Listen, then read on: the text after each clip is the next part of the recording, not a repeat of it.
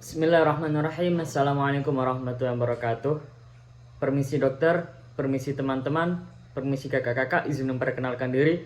Nama saya Ahmad Syarafil Taftazani dengan NIM 101222072. Di sini saya akan menjelaskan mengenai apa itu diuretik dan sejenisnya. Kemudian saya akan mempresentasikan melalui PPT berikut. Pokok pembahasan yang akan kita bahas yaitu definisi, kemudian mekanisme, jenis, efek samping, dan juga praktikum diuretik itu sendiri. Definisi dari buku Katzung tahun 2013, diuretik merupakan obat yang dapat menurunkan tekanan darah dengan menguras natrium tubuh serta mengurangi volume darah dan mungkin melalui mekanisme lain. Yang perlu kita ketahui bahwa sebelum ditemukannya obat diuretik ini, cara mengurangi tekanan darah pada penderita hipertensi dengan membuang natrium dari dalam tubuh melalui urin. Selanjutnya diuresis. Diuresis ini menunjukkan adanya perubahan volume urin yang diproduksi dan menunjukkan kehilangan zat terlarut dan air. Dalam kata lain, diuresis ini merupakan produk dari diuretik. Mekanisme obat. Obat diuretik itu membuang kelebihan garam, elektrolit, dan air pada bagian tertentu di ginjal. Misalkan, pada loop diuretik ini atau diuretik yang kuat, mekanisme obat tersebut berlangsung ada di sekitar lengkung Henle di ginjal. Next, kemudian jenis-jenis diuretik. Jenis-jenis diuretik menurut buku Katzung dan Gunawan itu ada 6. Pertama, tiazid dengan contoh obat klorotiazid, metolazon, klortalidon, dan hidroklorotiazid. Kemudian ada loop diuretik atau diuretik yang kuat, yang paling ampuh. Contoh obatnya adalah furosemid, kemudian bometanid, kemudian asam etakrinat.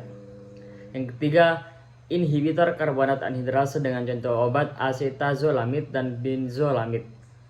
Dan yang keempat, diuretik hemat kalium. Contohnya adalah amilorid, eplenon, dan triamcian.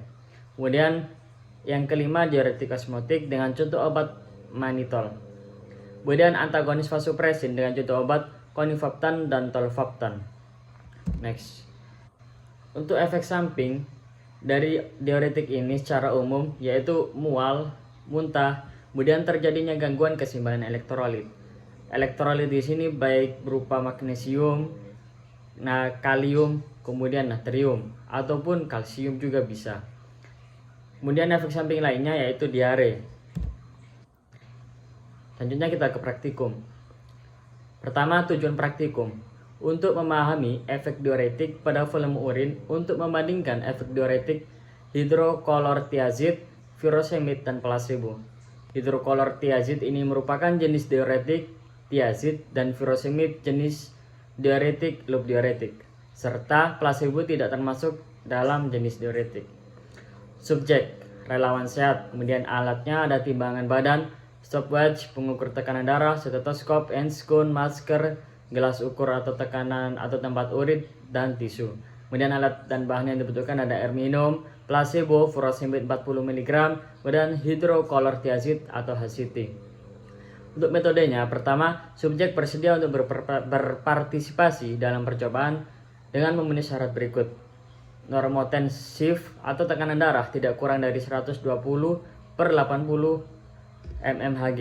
Kemudian detak jantung yang normal, kemudian tidak ada riwayat penyakit jantung, hati, paru-paru, dan ginjal. Tidak mengkonsumsi obat-obatan, kopi, dan minuman beralkohol, serta tidak merokok.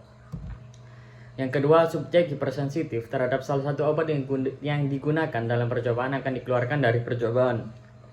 Yang ketiga, persetujuan tertulis harus ditandatangani oleh subjek untuk persetujuan mereka untuk berpartisipasi dalam percobaan. Yang keempat, mengukur pulsasi dan tekanan darah subjek dan dicatat. Yang kelima, mengosongkan kandung kemih atau dalam waktu 0. Berarti mengosongkan kandung kemih atau kencing terlebih dahulu sebelum meminum obat.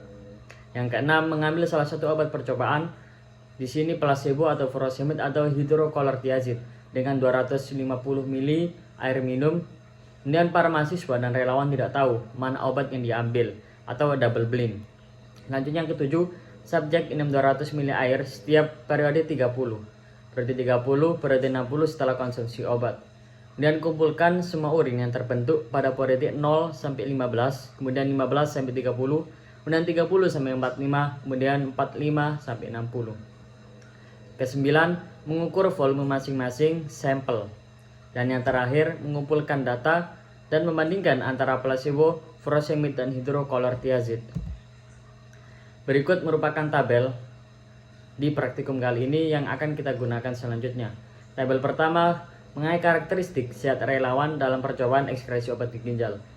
Tertulis nama, umur, gender, berat tinggi, dengan alamat dan riwayat penyakit seperti penyakit jantung, hati, ginjal, kemudian ada reaksi alergi, kemudian asma bronkial, kemudian anaphylactic shock.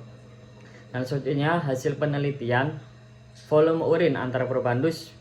Nanti kita akan cek pada probandus 1, 2, dan 3 di tekanan darahnya dan nadinya pada suhu 0, 15 sampai 30, dan 30 sampai 45, dan 45 sampai 60.